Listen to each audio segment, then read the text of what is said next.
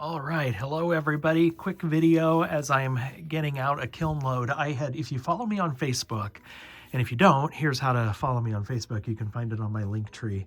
But if you follow me on Facebook, you may have seen that I posted a photo of me loading or finished loading this kiln load of dots. I had a lot of scrap and it was time to make some dots. And so I had posted a photo, and there were a number of questions that came in that Facebook post. And so I thought I would just address some of them here and talk you through a little bit of my findings. So I had done a glass buyout of somebody about a year ago, and she had cut all of these little squares. And so you can see in the original photo, all of the squares that I arranged on the shelf. She had already cut them because she wanted to make dots. And then she decided to get out of glass, and I bought her whole works. And so I ended up with all these little squares. I thought about what kind of projects I could create, but I also thought I could just go ahead and fire them off as dots and then have these for future classes or some of my own projects. And so that's probably, you may see some of these in a future video, but I just wanted to go ahead and fire them and have them on hand.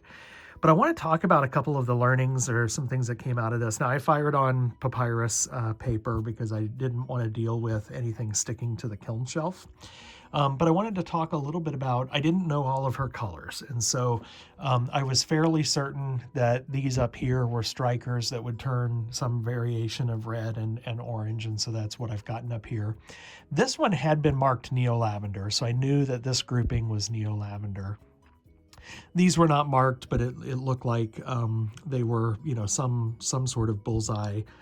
Everything she had was bullseye, but some sort of plum kind of lavendery something. So I'd have to go back and check my book, but clearly there are a couple of different colors that were mixed in here to those dots.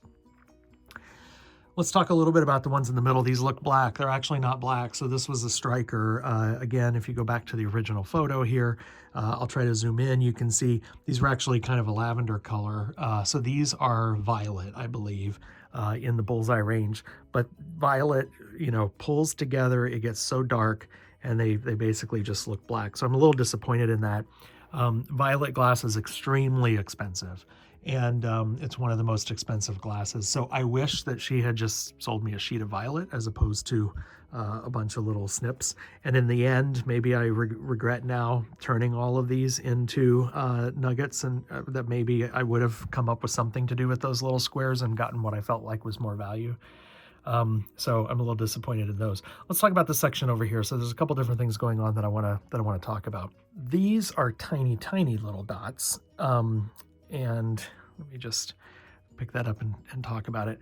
She had already cut and fired a bunch of dots. So I have a bunch more. These she had cut to be super tiny. And again, I'm going to try to show you the photo. I wish I had taken a better picture, but I'm going to try to show you this photo and zoom in. The woman that I bought this glass from, when she was firing these dots, she didn't really clean the glass. The glass was kind of messy. And so as a result, these little bits, the red, the blue, and the yellow in particular, it might be orange, these were misshapen and all devitrified. They looked a mess. So there was a lot of devitrification because the glass was dirty, and then she fired it and they didn't fully round up into balls. They made this like really weird shape that had pointy edges, and they were really pretty ugly. So what I did, I have a rock tumbler, and so I put them in the rock tumbler with some tumbling medium, some silicon carbide medium, and tumbled them for, I don't know, about 2 days, which did two things. It you know, basically took off that devitrification, and well, I guess that's it. Not two things, one thing. It took off that devitrification, and then I wanted to lay them all out on the shelf and try it again with the hopes that now that the glass was clean and the devitrification was removed, that maybe they would ball up. And that's exactly what happened. Oops, stuck to my finger. So I'm really happy to see this, because this was a lot of work and I didn't want to waste that effort. So I'm glad to see how those turned out. So one of the learnings here is make sure you clean your glass. So in regards to the rest of this, because I knew she didn't clean this and it was kind of a mess, I cleaned everything. Let me tell you a little bit about how I cleaned it. So Much of what she sold me were in these little containers. The scrap was all in these containers. This one actually was marked. Very few of them were marked. And so what I did was I took water and just a touch of glass cleaner and put the lid on and kind of, zhuzhed it up and shook it up, because I was not going to take each and every one of these itty bitty squares and clean them all. So I just zhuzhed them in here, kind of, dishwashered them, if you will. And then I took the whole works and dumped it out onto a towel, and then towel dried them and kind of dried them off that way, and then placed them in the kiln and thought, Godspeed to you. If they're going to fire nicely, they're going to fire nicely. If they don't, I might get devitrification on a few. And if that's the case, so be it. And I do see that, for instance, as I'm glancing down here, some of these violet ones, whoops, do have a little bit of devitrification. As I hold this up to the light, you can now see how that's violet. Hopefully you can see that is picking up a little bit of that color. I don't know, if arranged on a clear blank and fired into a bowl, those might look okay.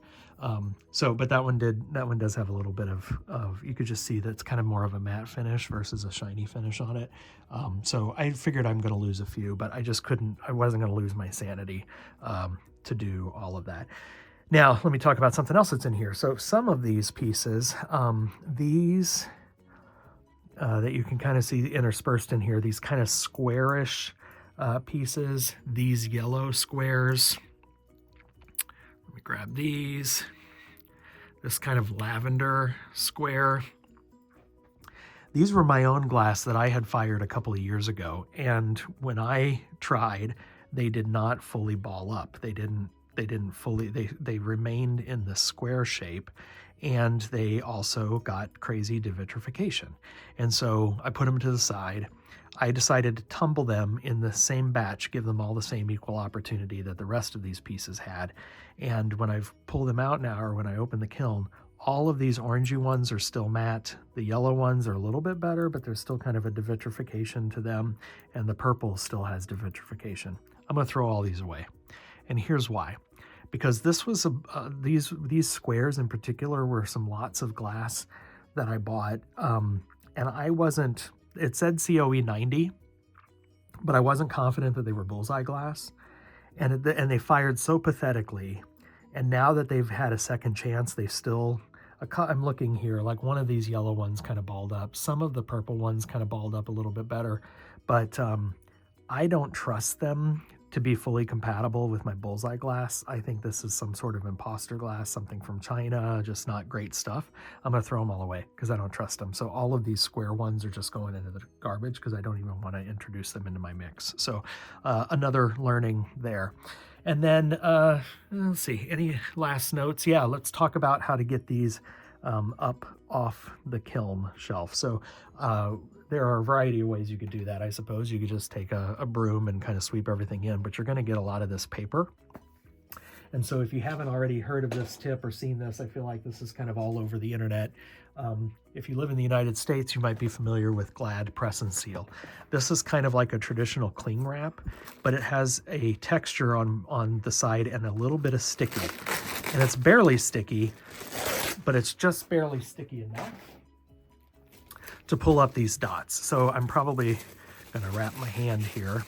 I didn't pull off enough to do this the right way, but for the purposes of this video, you can't really feel this to the touch, but if I push down and lift up, you can see how it lifts all these up off that paper.